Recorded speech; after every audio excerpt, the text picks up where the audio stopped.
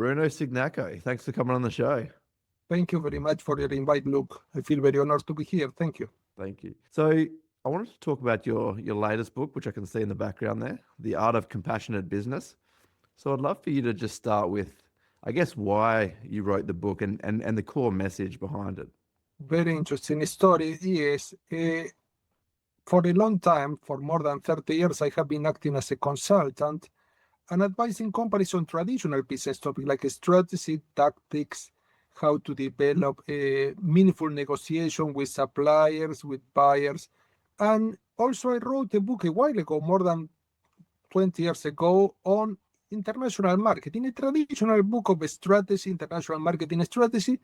And also I have been acting as a professor for more than 30 years, also teaching traditional business modules such as strategy, tactics, also business management and others.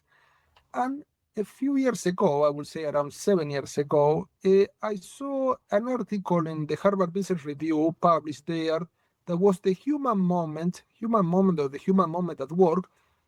And in that article, it got me a bit intrigued because in that article, they were talking about non-traditional business topics. For example, how to develop strong relationship with your colleagues at work, how to develop meaningful communication where you can connect to others on a mental and emotional level, and you can make this relationship at work more robust and long-term oriented. And I was a bit intrigued because the article was very insightful, but I wanted to know more. This is the inquisitive spirit of knowing more. And I started researching on this topic, the importance of relationship in business, the importance of developing a meaningful workplace where people feel understood, appreciated, and acknowledged. And I found a lot of research on topics such as generosity in business, gratitude in business, forgiveness in business, the importance of a meaningful mission, which include economic aspect, but also social impact and environmental impact.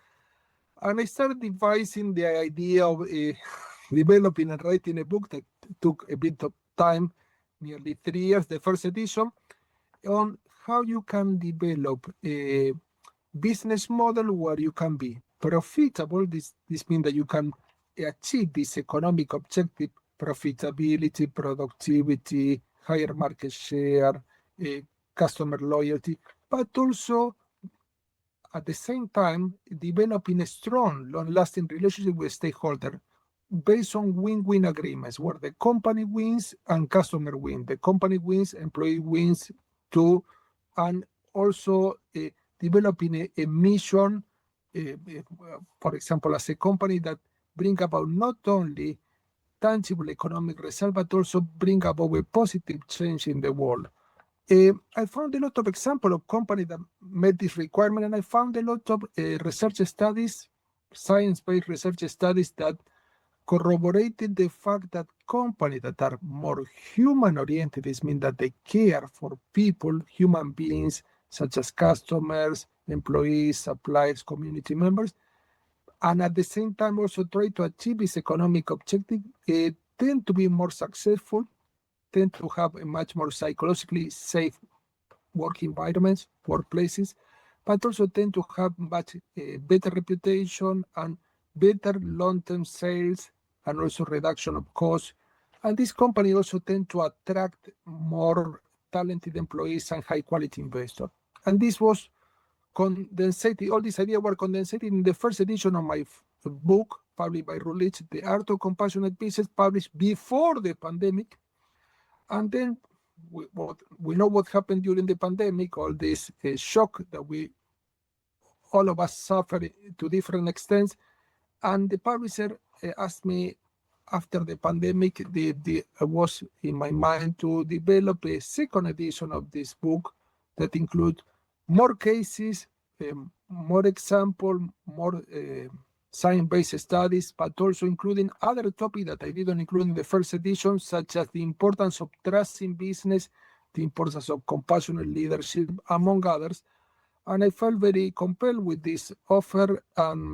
Also, obviously, this book the second edition was published in 2023 and include more than 400 pages which are accompanied by the latest research studies, but at the same time with a lot of examples, more than 400 examples of companies from different sectors, small and medium-sized companies, big companies, companies from the manufacturing sector, from the service sector, and companies that are well-known, and some companies that are not well-known, but the commonality of all these companies that they can be bringing about positive change in the world, and they can satisfy very clearly the needs of these stakeholders, not only the economic needs, but the emotional needs. They can appreciate, they can recognize these stakeholders, but also they can nurture this relationship over time, and they can brighten this relationship over time. So this means that these companies' main assets are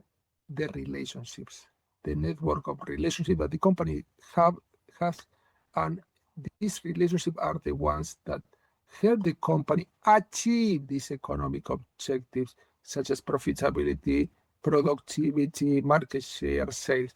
So this was a very interesting journey. And obviously, when I wrote this book, I have a consultancy company. We started training companies on these topics, and we observed that at the beginning there is a bit of resistance because companies are more traditional and in many cases very conservative, and they're more focused on profit. Let's give me the tangible result. I don't want to know anything about relationship. We're here to make money. We're here to sell more products, more services. But when they understood the connection between these economic objectives and the most important asset that any company has, that is a human being relationship, a strong relationship with customers, suppliers, employee, community members, this company took this training on board. Yeah, interesting. So you did slightly touch on this, but I'd like you to dive a bit more deeper into I guess the motivation. Is it purely an ethical motivation, or is there more performance-based outcomes that will come from this as well? On a personal level or on a level of a company? On a business level, right? So let's say you're talking to a On business a owner. okay, Let's say okay. like myself, right? So why should I be compassionate in a business? Is it just purely from ethical motivations, or will my company perform better in the long term? Totally. Is the second answer that you gave. This when there is, I give you an example. When you support employees in the workplace, you are kind to them, you are supportive, you are appreciative for their contribution. You are overtly appreciative means that you can, for example, write thank you notes, or you can give them bonus, or you can recognize them in public events like Employee of the Month or the most meaningful contribution to this company's project. You make them feel that they count, you make them feel that they are valued, and you create what the experts call a psychologically safe workplace where employees feel supported. They want to remain in the company, and they feel that they're valued and they're contributing in a meaningful way to the company's mission. These workplaces that are safe, employees do not feel so much stress. They feel supported by other colleagues, and they are also willing to give their own views. Even is not the traditional view of the company. They're prone to give their ideas, in some cases providing the company with insightful ideas, innovative ideas. This psychologically safe workplace, according to research, very clear research, tend to have higher employee satisfaction, higher customer satisfaction. Why? Because employees that are happy, they feel at ease, they feel that they belong to the company, they feel supported by this company, tend to serve customer more effectively. Why? Because employee happy make customer happy. It's a very clear correlation. But also, these workplaces tend to have lower absenteeism, lower turnover, which implies reducing costs, because if you have a lower turnover, you don't have to hire continually new people. And lower absenteeism implies that people are most of the time at work. They don't get ill. They don't have medical bills to be paid by the company or themselves because they got ill. But also lower stress level. You know that stress is very important, and if you take this to the extreme, this can lead to burnout, lower burnout, and this brings about a positive impact on the bottom line, which means profits. So this means that employees, when they feel at ease, they are less prone to adopt what the expert call the freeze, fight, fly mode, where they are feeling threatened, they feel defensive, they feel like reactive. And when these employees are feeling stress and under stress, lots of stress, distress, negative stress, and they are feeling in this, they are adopting this free fight, fly mode, these employees tend to be less creative, less innovative, and less productive because they tend to be reactive, defensive. They are focusing only what is threatening. Instead, in this psychologically safe workplace, well, of course, employees feel at ease, they feel relaxed, there is more trust. These workplaces tend to be trust-based. And when there is more trust, according to research too, there are lower transaction costs, means that people are not guiding their action only based on what is written on contract that need to be abide by, but they're only aware of the contract, but instead they're trying to share resources. They try to work in a cooperative way. They tend to participate in joint projects. Why? Because trust-based workplaces tend to bring about more meaningful communication, more productivity, more proneness to creativity and innovation. So this means that why is so important? Because for a simple law that is come from sociology and social psychology, that is the law of reciprocity. When you treat people in a kind way, not because you want to be ethical, because you care for them, you try to support them, you try to be appreciative, these people care for you in return. So they tend to reciprocate, they tend to act alike. Instead, when you dismiss them, supposing that you treat employees in a very dismissive way, you don't recognize their achievement, their contribution, you make them work overtime without any recognition, you take them for granted, never saying thank you to them. Well, these employees feel not valued, not appreciated, and they tend to withdraw, tend not to cooperate. They tend to treat you in a dismissive way too. They tend to reciprocate, but in a negative way. The same happens with customer. There is an interesting research study on customer and the importance of delight, because we talk about employee, but this applies to any other stakeholder. In the case of customer, most companies go to the basic or bare minimum.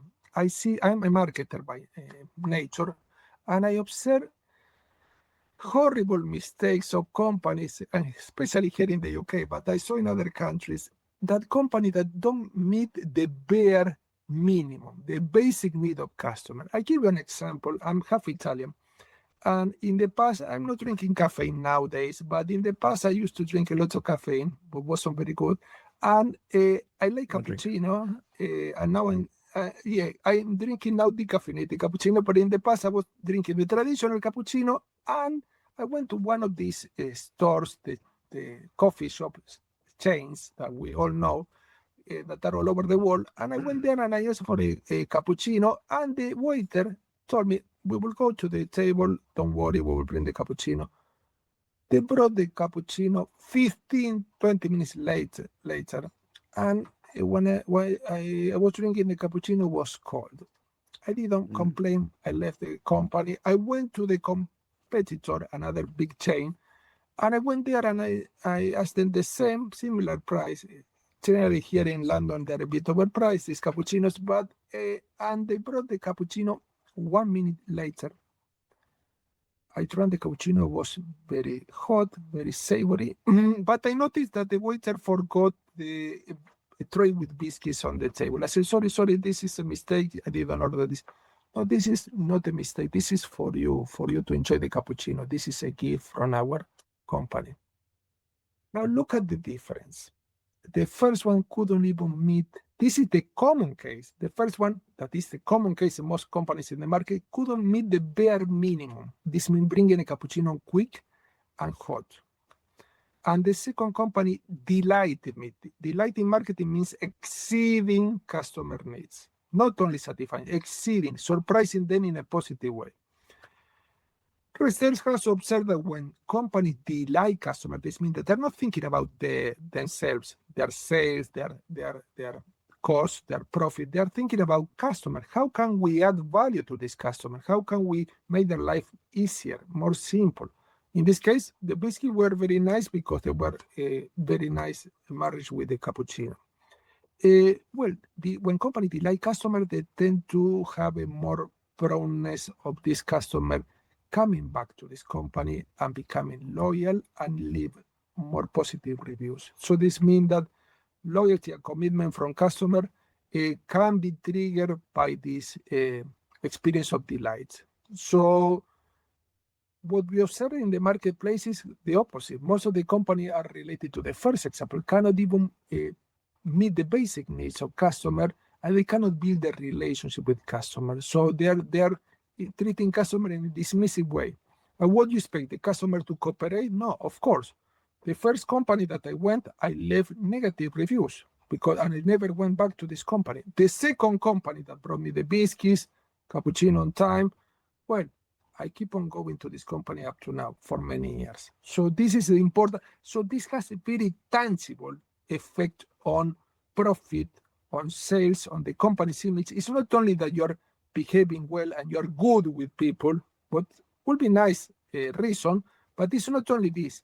It has a very tangible economic impact on the company's activities, operation, transaction, so that it's very visible and also has a very positive impact on the company reputation, because you have many social media platforms. You have, for example, some social media platform that a customer can leave reviews, and some social media platform where employees can leave reviews. For example, Glassdoor platform, where employees can leave their reviews about their company. If the company think about only profits and they don't care about employees, customer, these stakeholders are very prone to leave negative reviews all over internet about this company's product, this company attitude, and this will push other potential talented employees from working for this company. They will prevent them from working for this company, and also prevent other potential customers to come and test the product of this company. So this means that this is kind of common sense, but is based on a principle that is fundamental. Besides the principle of reciprocity that I mentioned before, and I elaborate this principle more in the book, the other principle that is important is the principle of interdependence. You cannot succeed in business without customers, without employees, without any other stakeholders, but you cannot force them to cooperate with your company. You can only allow them to cooperate with your company, and they're more prone to do so when you satisfy their needs, when you care for them, when you're respectful, when you're supportive, when you're appreciative to them. They're more prone to cooperate. Why? Because they feel indebted with your company, and they're more prone to act alike. So these two principles, interdependence and reciprocity, are intertwined, because interdependence is important. No company can succeed on its own, and the most important asset for any company is the human being. No artificial intelligence, no technology, not money, not information, the human being. When you care for the human being, all other resources are taken care of. And at the same time, when you care for people, these people tend to care for you. So this means that you're caring for them, and in return, they will care for you, and creating a positive cycle. You're generous to them, they're generous with their reviews. You're appreciative to them, and they're appreciative with leaving very nice comment online. Interesting. Right. So I want to talk about a practical implication of this, right? So let's talk about my company. So I have 12 staff. I know every single staff member by name, very close. I act in a very compassionate way towards them. Now, that is potentially through selfish motivation, right? So because I have to spend every day with these guys, I want a positive work environment. I believe a good life is more than just wealth creation. I want to have strong relationships with the people that I hang out with, but I have 12 staff. I have friends with 60 staff, and they know 10 of them, and they don't know, let's say, 50 of them, right? So I guess my question is, as my company scales, how do I bake compassion into it once I start losing that personal relationship? And I guess the selfish necessity of wanting to live in a perfect environment, right? So I think one of the issues that happens is as the company gets larger and larger, the leadership lose connection to the people on the shop floor. And that's when compassion starts to disappear. Do you know what I mean? So as a company goes from, let's say, my company 12 to 20, 50, 100, how do I bake compassion, I guess, into the bones or the core of the business? Does that make sense? It makes sense, But we have to understand that there are things that are incompatible with compassion. And one of the most important things that I observe in small companies and big companies that is very incompatible, this means almost the opposite, is fear. Regardless of the size of the company, if you are a small company or a big company and you infuse fear in the workplace, and how you can infuse fear? Well, for example, micromanaging is a way of controlling that in many cases could be fear-based. For example, when you try to control any step of employees and if they don't act correctly, you penalize them. You are waiting for the moment for them to make a mistake and penalizing them. I'm not exaggerating. There are many companies in the marketplace that are working this way. And they believe that pressurizing employees to the limit will make them more effective. And on the contrary, this employee might feel more stressed, more fearful. So we have to understand that first of all, we have to monitor the company regardless of the size to see if there are any pockets or areas of fear. What are the different types of fear that I observe as a consultant? Fear of being fired, fear of being penalized, fear of being outpaced by colleagues, fear of sharing resources, fearing of rocking the boat. For example, should I propose an innovative idea, or this will be a challenge for the management team, so I will be ridiculed? Well, when there is fear, there cannot be psychologically safe workplace. And we saw that this is very important for employees to feel at ease, less stressed, more satisfied, but also satisfying customer need more effectively, because employees that feel at ease, feel that they're contributing in a meaningful way, they're more prone to serve customer more effectively and delighting customer. But also, are there any policies where the employees and staff members can treat each other in a respectful way? What are examples of policies that are compassion-driven? For example, are there any policies where employees, I give you the example of a non-compassionate company. Some companies have so many meetings during the day that the employees don't have time to talk to their colleagues, having a snack or having a small lunch. And they feel utterly pressurized. And this employee, not only they cannot meet the deadline, or in some cases they're multitasking, or they are juggling with different projects in a very ineffective way, but also they cannot connect to their colleagues in a meaningful way to support each other, to complement their skills. This is detrimental to any company. So companies should give these spaces and time slots for employees to connect to one another, where they shouldn't be talking about business topics. They should connect to one another on a personal level beyond their role, and they can know each other in a much more humane way, and then they can go back to work much more revitalized. Some companies go even to the extreme. They say, no, we don't want only some time slot during the day for employees to connect and relax, chill out, and connect to others. We want one event a week. At the end of the week, that is not compulsory, but most employees will agree that it's a nice idea.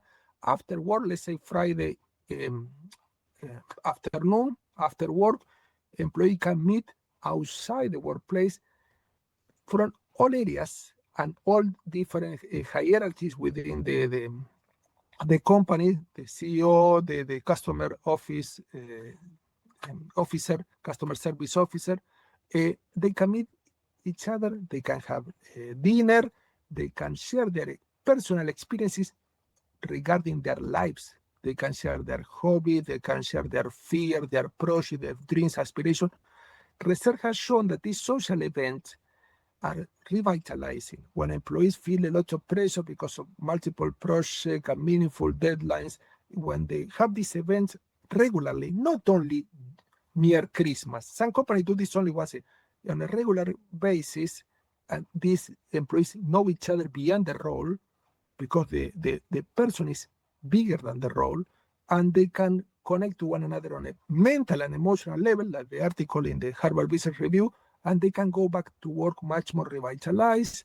They also learn from colleagues, and they are more prone to build trust-based relationship with these employees. But also, this will be an example of some policy that the company can implement. But in many cases, what I observe, some companies are very strict and very tight with the, for example, rules. Well, okay, employee need to arrive at this time, okay. But what happens if the employee has a problem at home or has a health problem with a dependent? Can we be flexible? Do we have institutionalized the idea of a compassionate leave time? For example, the employee have to care for the dependent. Can we allow this employee to work flexible times or take some time off for this employee? Well, I see some companies that are very strict and they do not allow employee to lower their productivity for any reason, even for personal reasons like health or family issues and so on. Some companies go even beyond this. I have some consultancy company here in the UK that go beyond and offer employees, especially when they feel challenged because of mental issues, emotional issues, they offer counseling session free for this employee to take.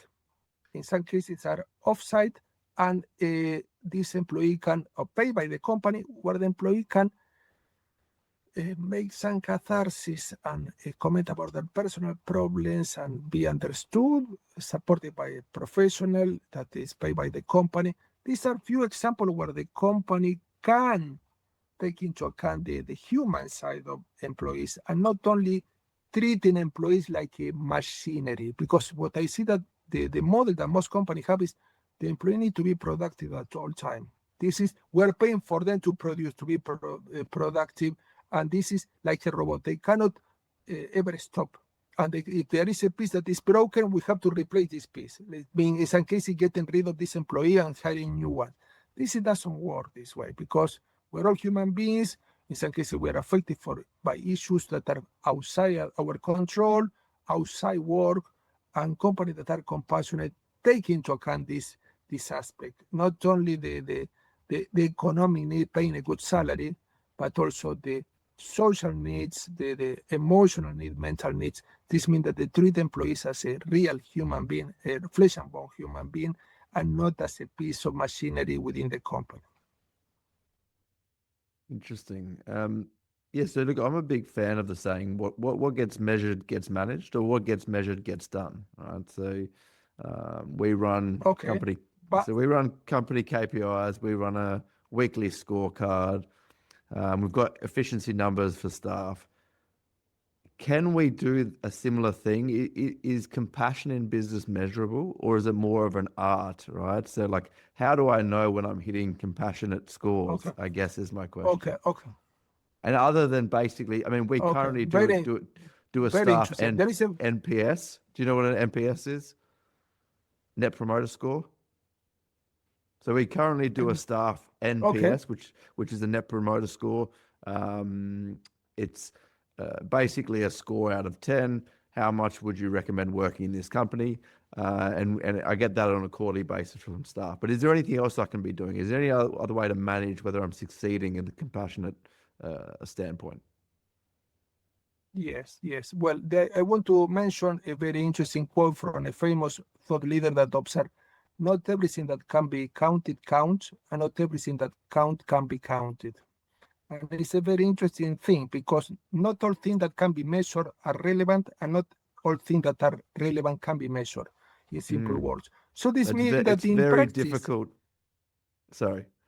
It's very difficult to grasp this concept because in business, most of the things are focused on the quantitative aspect of business, market share, productivity, sales.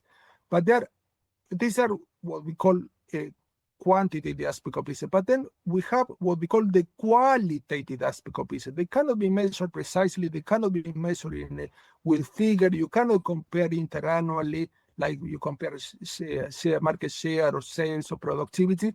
But these are qualitative aspects of business, such as compassion, gratitude, generosity. Can you measure generosity? Can you measure compassion? Very difficult to measure in a precise way as you do with sales or market share.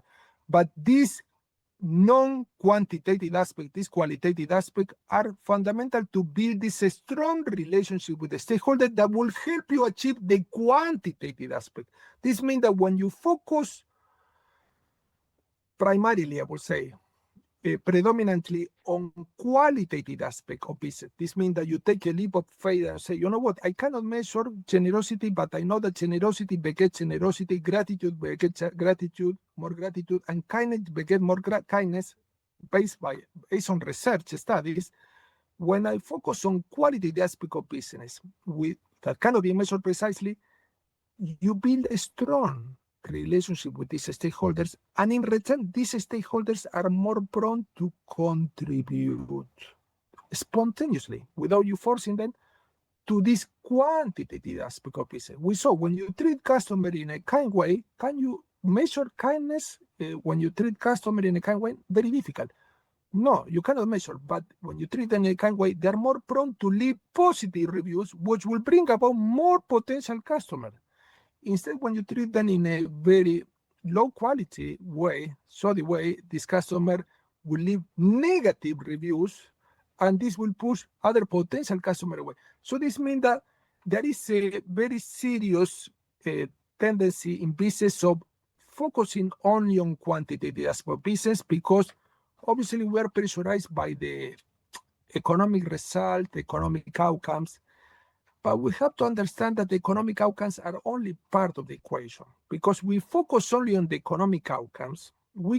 Many companies can pursue these economic outcomes by all means to the extreme. To the extreme will be exploiting employees because we don't care for them. We care for the outcome, or polluting the environment, or for example, deceiving customer, or developing win-lose agreement with supplier. If we focus only on this quantitative aspect without caring for the relationship, and when talking about relationship, we're not talking about one-off interaction. We're talking about long-term, mutually beneficial relationship with a stakeholder where the needs of both parties, the company and the stakeholder, are fully met. When we focus on this long-term relationship, sustainable relationship over time, these stakeholders, as we mentioned, they tend to reciprocate, they tend to support us, they tend to trust us, they tend to recommend us. So this is counterintuitive, because at the end, many people wrongly believe that the most important factor in business is kind of technology or information, now artificial intelligence. And I have to argue that this is not the right approach. The most important resource, I will call asset in business today, in the past, and in the future, not only near future, but far away future, will be the human being, because the human being is a meta resource. It's a resource that generates information, generate new products, generate new services, generate new strategy, new business model, new way of distributing the product, new way of promoting the product, and so on. So it's a meta resource. It's a resource above all other resources, and help the company create a value for all stakeholders. When we treat the most important resource or asset, the human being, as they deserve, in a supportive, caring way, respectful way, this company has unlimited growth. Why? Because this stakeholder will be very willing, will be eager to support this company, because they feel connected, they feel that they are making a meaningful contribution to this company. They don't do this out of altruism, but they are doing this because they feel related. There is a concept of relatedness with this company, connectedness with this company, and this is quite important. And this is what some companies are missing the point, in the way that we need to focus on the relationship to strengthen this economic indicator. This economic indicator don't come out of the blue like the rain from the sky. They come from people that are helping us achieve our objectives in an interdependent way.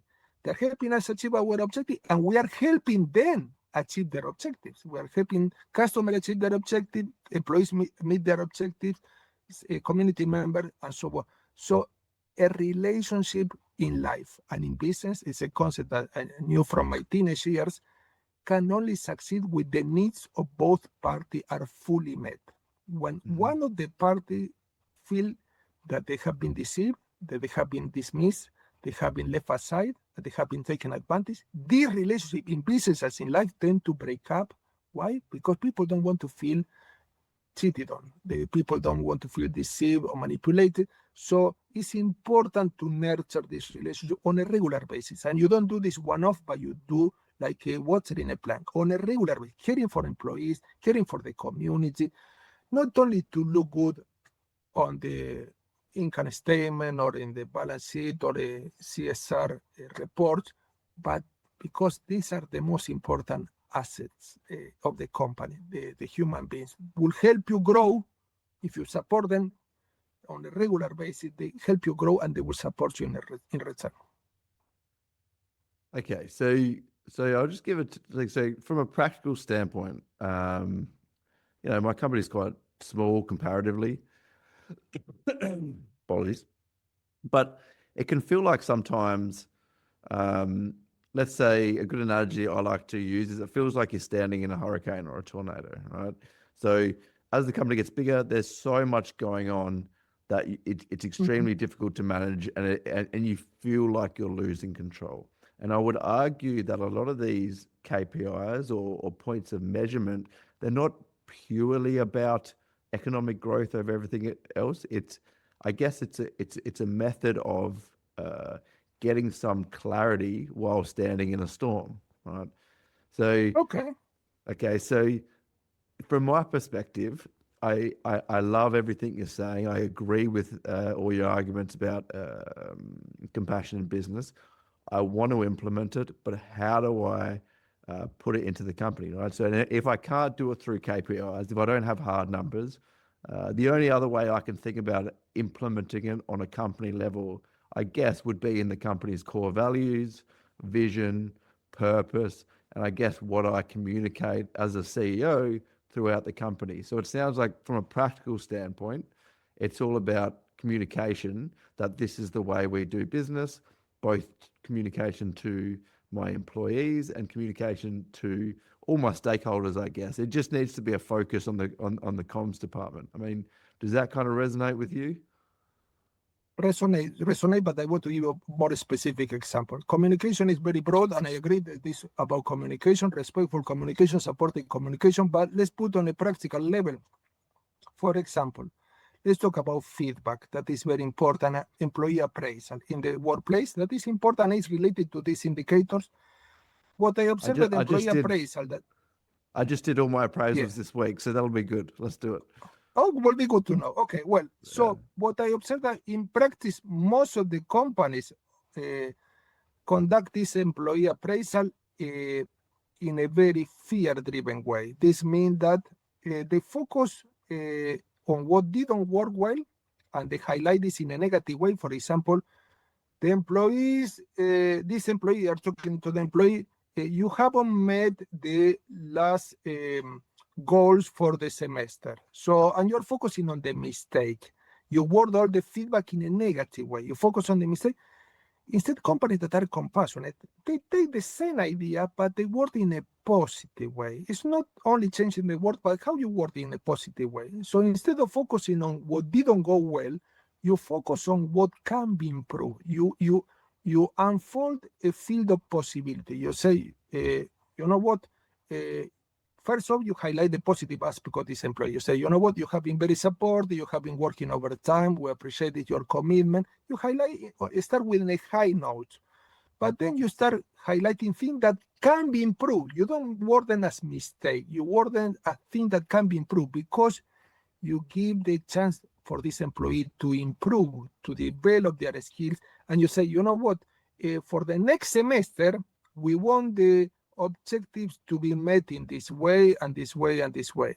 What is your view on this?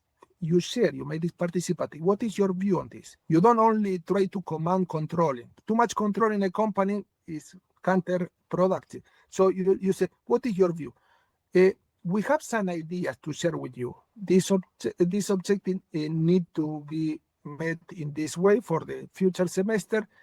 What about providing you with some coaching or some training on this area? I feel that you can develop your natural skill to connect to customer, and we can offer you some training courses for you to improve your customer service skills, but also you can. we can offer you some coaching and some mentoring. You think about the importance of this employee improving and enhancing their skill and developing your skills. But also you also give a very important and adopt an attitude of supportiveness. Many companies use this statement that some will take notes of this. It's based on research studies. We have very high expectation about your performance, and I'm sure that you are capable of meeting this expectation. So first off, you assume that they are capable of meeting this expectation. This is, in psychology, is called the Pygmalion effect. When you have positive assumption about someone, this person feel empowered, encouraged. They don't feel penalized. They feel that there is a field of possibility for them to participate and fall and go through. And when you say that they are capable of doing this, these employees are more prone to take on board your suggestion, for example, coaching, mentoring, but also this feedback. When you provide the feedback, you explain why this change is important. So this means that the feedback should be future-oriented instead of being past-oriented. Future-oriented means you focus on the possibility for the future. Obviously, you are referring indirectly to the mistake, but you don't call them mistake. You call them as possibility for change. But also you offer them support. You offer them support, and you are trusting them throughout the process, and you're providing them with support. This show in practice, I saw many cases, companies that were using the wrong way of providing feedback with the right way. Means it's not only changing the word, but one is fear-based. You are focusing on the mistake, in some cases penalizing, you didn't meet. Okay, be careful with this. You don't say you might be fired, but employees feel a bit fearful. And the other attitude that is more future-oriented, change-oriented, and focus on supportiveness and providing this employee with a lot of hope because you have positive expectation about it. This change the whole dynamic because this employee will feel less fearful or not fearful at all. They will feel supportive. They're less prone to feel stressed. Why? Because you are supporting them throughout the process. And so when you support this employee, you are brightening this asset, this employee. You are brightening this asset and are more prone to do their best, go the extra mile. But a very important point, you mentioned control. I agree that things need to be monitored in the company, but another point that help company become more compassionate is eliminating, and I want to say not reducing, eliminating micromanaging. Micromanaging is non-compassionate. What is, can we give an example of micromanaging? Micromanaging is fear-based because it's control based on fear. And micromanaging means that you treat employees like naughty children.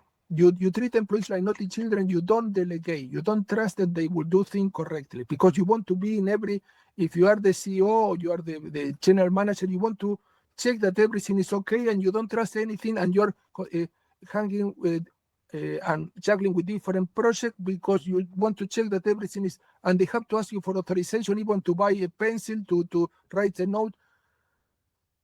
You give general direction, guidelines. What will be not micromanaging? You give general guidelines. You are available if they need support, coaching, mentoring, training, but you trust that they will do their best according to their experience, according to their skills, according to their capability. Can they make mistakes? Well, we're all human beings. The possibility of making mistakes is there. But if you are continually controlling, you don't allow them to be productive. You don't allow them to unleash their potential, and you don't allow them to give their best because they're feeling continually fearful and continually monitored. You don't meet their need for autonomy. Autonomy means you give me the direction and I will choose the best way to do this according to my experience because for the reason I have been hired. If not why I have been hired, if I have to be in control like a little baby every single step. So this is so basic that I see that some companies do not apply this. And this is so fundamental because if you eliminate micromanaging, there will be a much more relaxing workplace, but not relaxing like everyone is lazy or laid back. Relaxing in a way that people will be less stressed and more focused, more concentrated, and they will have their mental skills, especially the creative and critical analysis skill more enhanced. Why? Because they're not continually fearful. Oh, did I do wrong or right? Or they're controlling me, they're following me, they're monitoring my shadow. So you have to create a workplace, and this could be very interesting, that is reducing the stress level to the minimum. So where people can unleash this their mental skill, their creative skill, their innovative ideas can be unleashed in a much more meaningful way, and people are not feeling fearful. So, and people are feeling that they're treated as other people as they are, and so they're feeling more confident, more capable, more proactive. They can even suggest new idea, supposing that you give the direction and you allow them to do their own way. The employee might come back to you and say, you are the manager, and will tell you, you know what? I understood your direction. What do you think if I have an innovative idea. What do you think if we do this way? They are more open to share their ideas. And because there is a psychologically safe workplace where people feel supported, they feel cared for, and they feel trusted. Because when you trust people, they're more prone to trust you. When you are continually micromanaging them, why they say they're not trusting me? Why I would trust this manager? Because they're not trusting me at all. And also I feel fearful. I feel stressed. I'm not sure. I'm paid a good salary here, but I'm not sure if I work here because I want to work here because I feel that they're not appreciated. My skills are not appreciated. They're continually controlling me. Control has a positive connotation and negative connotation. Most companies use in a negative way. I say, oh, controlling because you are not capable. Oh, I have to control you because if I leave to your own devices, you will do whatever. Well, so you're not hiring the right employee. Maybe you have to check the recruitment process more carefully, because if you don't trust them, why you hire them? Well, you cannot take over everything. And when company get bigger, delegation is even more important, because imagine the CEO of Hilton or any other big chain controlling, okay, let's see, oh, this this person staying in the hotel, they trust, they delegate, they trust, Yeah. and they grow because they care for people in a way that they allow them to meet their autonomy needs. I am self-reliant.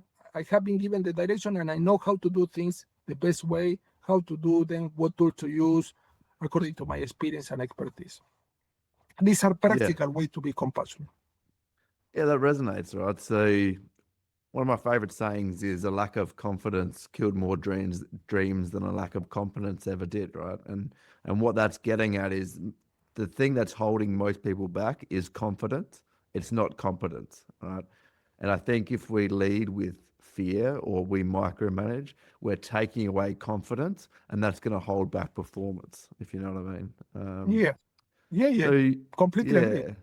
yeah. So I guess the next thing I wanted to talk about is the reality is sometimes some people aren't a fit for some companies, right? And they need to be removed. So I wanted to talk about how to compassionately fire somebody, how to exit somebody who's not a good Well, fit for the company, and how do we do that in the best way possible? very interesting, very interesting. First off, most companies take the recruitment process to a way only to check if the employee meet the job specification or not. But I mentioned in the book some company like Sapo that go one step beyond. Sapo is a company that sell different articles online, for example, shoes and a different type of shoe wear online. And what this company do, they don't only take this recruitment process that is quite lengthy in this company to know if this employee is a good match for their skills, but also they check if this employee embrace the company's values. What are the company's values means what the company stand for. For example, some company have the value of sustainability. Well, we look for long-term project where can bring a positive change to the world. So, or we excellent customer service could be another value.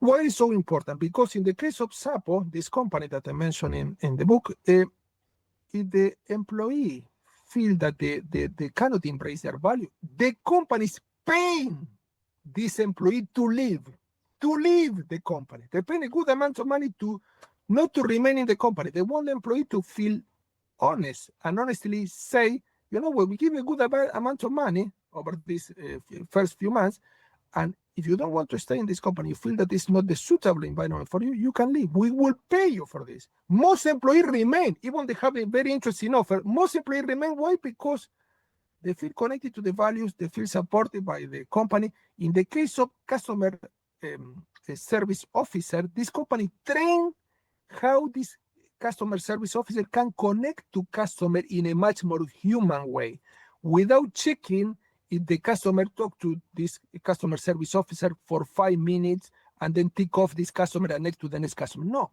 this company explain to this employee that they can sustain long conversation with customer and nobody will be chasing them, because what is important is build robust relationship with customer, because customers that are happy bring other customers. Customers that are happy go away and push away other customer, potential customer. So this means that in the recruitment process, we should inform this employee of the values, and we should inform employees what also that the expectation that we have about them, that positive expectation, also always assuming positive expectation about people that are more prone to create a self-fulfilling prophecy, positive self-fulfilling prophecy, because they're more prone to meet your expectation if you treat them accordingly. But supposing that everything goes wrong, you say, you know what, we have to fire this employee. This has not been the good employee. We want to be compassionate. And I mentioned an example of, for example, in some cases, it's because the employee is not a good match, and we discovered this a bit late. Maybe there was a problem during the recruitment process that we couldn't discover, but it's late. But in some cases, the company feel compelled in a negative way to fire this employee. Why? Because there is recession. Or during COVID, for example, many companies fired employees because they couldn't sustain their business model and they have to downsize. So they have to cut down personnel. And many companies choose the first thing to cut down is, for example, the cost of employing people. In this example, when you have to cut down employees because of external factor, the economy going down, your sales going down accordingly too, what I observe that many companies refer this employee to other companies.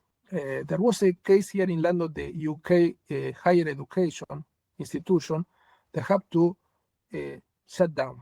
They have to shut down because of economic problems. They have been taken over by a group, and they have to shut down. What this company did, they provide this employee with tools, for example, how to write a CV course, but also they refer to, this was a university, and they refer these employees, for example, professor and other employees, to other universities that are competing in the same marketplace.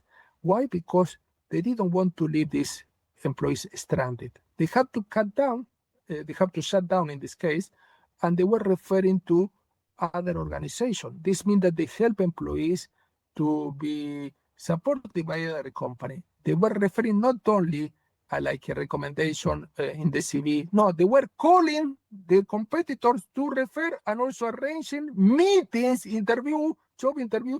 So it is not compassionate, but it's compassionate. You can say, oh, but they're the competitor. This company was shutting down. Well, but I saw companies during the COVID period that were referring to other companies, and in some cases, not companies in the same sector, in other sector where employee can apply their skills, because some skills are applied to different jobs. Now, if you have to, supposing that the employee behave a bit not benevolent way, and they didn't meet the company's expectation, you won't fire this employee agreeing this employee. You won't be negative or using negative tone of voice. You will explain what happened and how this. I won't fire this employee at the first mistake. So as we mentioned, we have to trust employees that can be improved, things can be improved, the change can be introduced.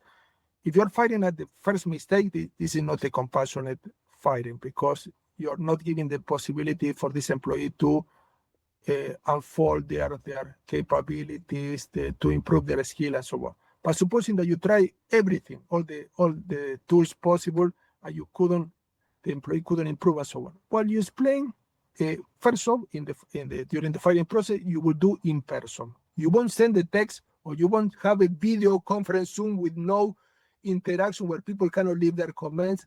What I see that you see in the media, this looks so bad because only the CEO talking to people, and people want to leave their comment, that they put the lockdown, the comment for people not to interact. So this is a one-way communication. You will make two-way communication, hearing their views, and you express your views, and you express during this last meeting, you express what they did correctly too, because they cannot be everything a mistake. So you express things that it has been done correctly, like treating customer, coming every day, and so on. Even the basic ones, or they didn't have any admonishment during their employment, but also you explain things that could have been improved, but you don't have any chance to do any longer.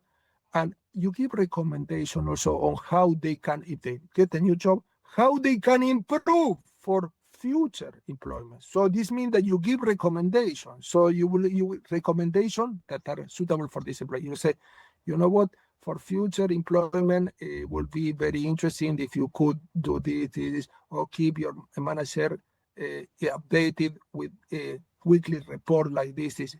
You give a little checklist what the employee can carry with them, and if they're lucky enough to be employed, they can apply this. This will be probably different work environment, different company, in some cases different sector, but they have some feedback, because again, you are providing them with insight about their improvement. And even they didn't work well for your company, you are trusting that they might be applying these tips in future employment. So this is a very interesting approach. And again, and also I see many companies interrupt the relationship with the employee in a very rude way. I saw companies that they put the employee box with the belongings outside the hall, outside the premises, and they don't allow employee to go to the office. They lock down the email, everything intempestive, and this creates resentment. We want to finish the relationship on a high note, so that if the employee didn't meet the company's objective, well, okay. But if they feel resentful because you treated them in a negative way, in an aggressive way, in a dismissive way, you lock them down, they didn't allow them to even to check the last email, well, these employees are likely to leave in Glassdoor very negative review, even they could have been wrong when working for this company. So we want to always finish on a high note. I feel that these are interesting tips that very easy to apply, especially giving the last bit of value to this employee, providing with some tips for future employment, treating them in a respectful way, clearly explaining the reasons why this need to finish, because the reason should be clearly justified, shouldn't be arbitrary, should be very clear and transparent, should be fair, because employees, they don't feel treated in a fair way, they're more prone to get resentful. Mm. Yeah. One of our company's core values is communicate often and honestly always. And yeah, that kind of popped into mind when you were speaking. So I guess the next thing I wanted to touch on, right, is I went through a lot of your material in preparation for this interview. Oh, thank A you. lot of a lot of it really resonated, right? So compassion with employees, compassion with customers, but the one that I struggled a bit with is compassion with competitors, right? So Okay. I'd like to talk briefly about why I should be more compassionate with my competitors. Okay. Well, first, I don't like to call the word competitors that so much, even it's well used in business, because when you're competing, sound like a sport competition. One win and the other one loses. So this is a zero-sum game. And in practice, many games in business are not zero-sum. They could be games where two or more companies win. Why I don't like to call these other companies in the sector, for example, you have let's say a grocery, another grocery shop will be a competitor, because create this mentality, this mindset of beating others, warmongering attitude. So I have to beat others and I have to outpace them, I have to do better than them. And in practice, in the book, I developed very insightfully a different mindset, the mindset that I call abundance mindset. When you focus on competing, this means that someone will lose and the other one will win, or someone will win at the expense of the other one losing. And this is a scarcity mindset. Instead, when you call other company in a very broad term, this means other company that could have different functions. And then I will explain the function. It's a much more abundant mindset because in practice implies that there could be a relationship that are based on win-win agreements, including with other companies in the sector. Then I will give you some example. So what is so important? Because using a warmongering attitude is generally fear-based. When you are fearing that your competitor will beat you, or fearing your competitor will take your customer, or fearing that your competitor will get first to this market with the new product, you cannot be creative, you cannot be innovative, you cannot be productive because fear and this enhancement of mental skill like creativity, critical analysis are incompatible. When you're fearful, you tend to focus on the basic, the threat at hand. If you consider other companies as threats, you tend to adopt a defensive attitude, a reactive attitude instead of a proactive attitude. So the abundance mindset is completely different in a way that bring about a much more productivity, much more proactive attitude. And we call these other companies other organizations.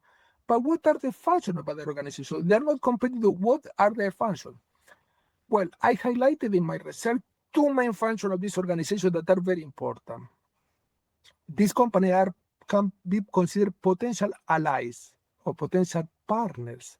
And there are many examples of partnerships that are very successful. Star Alliance is a partnership among different airlines that include Airline Emirates, Virgin, and so on, that are airlines that are competing in the marketplace for the same passenger, but they develop this alliance. Why? Because they know that the strengths of being together and complementing each other in a synergistic way bring about a lot of benefits. In some cases, these companies share resources. In some cases, the company, for example, if they cannot reach a destination, this company in the alliance, the other company can cover the route to this destination that cannot be made by the first company. They support one another, and they have been very successful worldwide. But also, you see in the car manufacturing sector, car manufacturers that complement one another. In some cases, they share factory, they share resources, they share research. So, and also the same in the IT sector. So, but in other sectors too. So, potential partners are important, and partnership can bring about a lot of benefits, sharing, lowering costs, sharing resources, sharing risks, and in some cases, providing each other with insightful ideas. When you focus only on the role of competitor, you're shutting down the door for this company to become a potential partner. So this is quite important. The other important function of this company in the marketplace that they don't like to call competitors is, are they our examples? And this is quite relevant. Companies in the marketplace, they're continually checking one another. And when you see companies that are very good in your sector, many companies will act in a very specific way. You say, we will try to beat this company. They get much more market share. They have more sales. They have the best customer. Instead of focusing on the points of excellence of this company, what is this company doing differently? How are they adding value differently? How can we emulate and improve what the company does? How can we benchmark this company, our competitor, and improve how this? And I mentioned the example of Google. Google wasn't the first search engine. There was a search engine before Google, MSN, and also Yahoo. There were search engines that were very popular.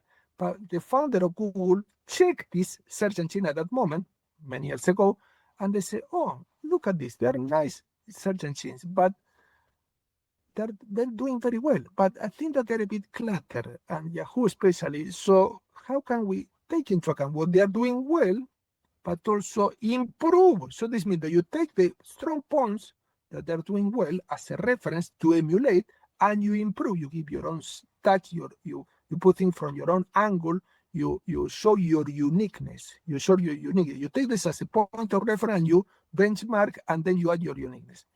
These are positive examples to emulate. But then you have other companies in the marketplace that are important points of reference as negative example not to emulate. So for example, if you see companies with a lot of negative reviews on Glassdoor, so I would advise listeners to check the company in their own sector that has the most negative reviews on Glassdoor. This means that employees are complaining. The Glassdoor is a platform. Glassdoor is a platform where employees leave positive or negative reviews about the company that they are working for or they have worked for in the past. It's available worldwide, and it's very popular because it's like the customer reviews platform, but for employees about their own companies. So Glassdoor.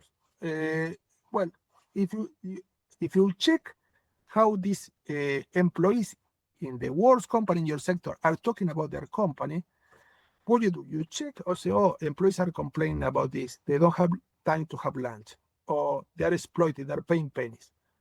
You use a principle that I mentioned in the book that is the principle of the opposite. Companies are not giving employees time for lunch. Well, let's give our employees time for lunch. Companies are paying pennies and they cannot arrive at the end of the month. Let's give a good salary above the market, the market average. You do the opposite. You do because it will be a bit costly. Well, you want to be better than them. So you take the worst of your sector and you do the opposite. And as we mentioned, when you do the opposite, you support employees, not only employees, customers, and all other stakeholders. You bring about a positive cycle of kindness, generosity, gratitude. And you put this stakeholder on a steroid. They will be feeling appreciated, valued. They are more prone to come to you. You will be employing high quality employees. You will be having high quality customers that are recommending other customers. So you take what the companies are doing not so well, this means things not to be emulated, and you do the opposite. So this means that this is the best way to take into account the other companies in the marketplace. This is quite relevant because change the dynamic of your own company with other companies in the marketplace. There can be potential partners, but also they can be potential models to emulate, positive models, and they can be negative models to run away from and do the opposite.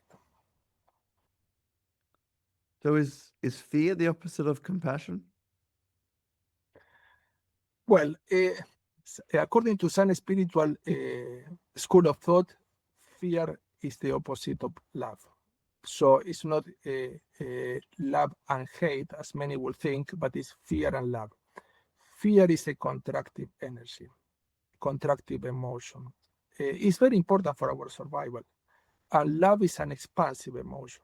And love, I mentioned in the book that love has many sub-products, has compassion, kindness, supportiveness, and forgiveness. So these two energies, fear, contractive energy, and love, positive energy.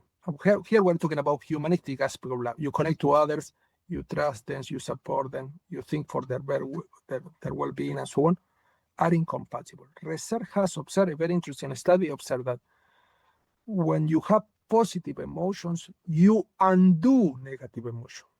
So this means that when you're supposing that you are a bit fearful and you start to be more grateful to people, you undo your fear. So they're incompatible. They cannot be at the same time. So this means that positive emotion also has a very important function that is expanding your mental skill. You tend to think more clearly. You have enhanced your critical analysis skills. You get more creative and innovative, and you connect to others in a much in a trust-based way. So they're incompatible. For the reason, when you have, as we mentioned at the beginning, a workplace that is full of fear, it's very difficult to work in a compassionate way within these dynamics. You have to, first off, eliminate the fear whenever possible, and introduce proactively policies that foster trust, that foster supporting, that foster kindness, that foster generosity and gratitude too. These are all sub-products because love, from the humanistic perspective, appear to be very broad, but you can put in a much more tangible way. Am I being grateful to this colleague because they supported me during this project? Could I, for example, provide them with some, for example, incentive or gift or advice or technical information in return for their support? So being grateful and being supportive, but also being generous. We saw this company, the coffee shop, being generous with me with the biscuit, brought about a positive cycle of generosity. Why? Because this company then received my generous positive reviews online, and I keep on going to this company and spending my money there.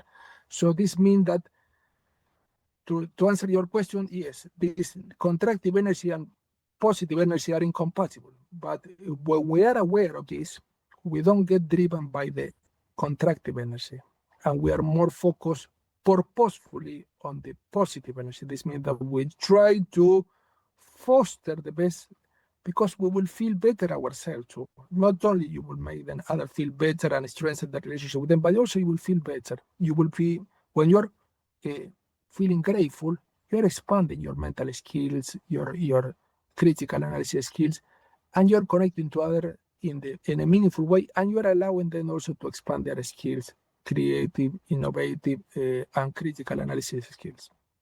Bruno, such an interesting and practical conversation. Thanks so much for coming on the show. Thank you very much.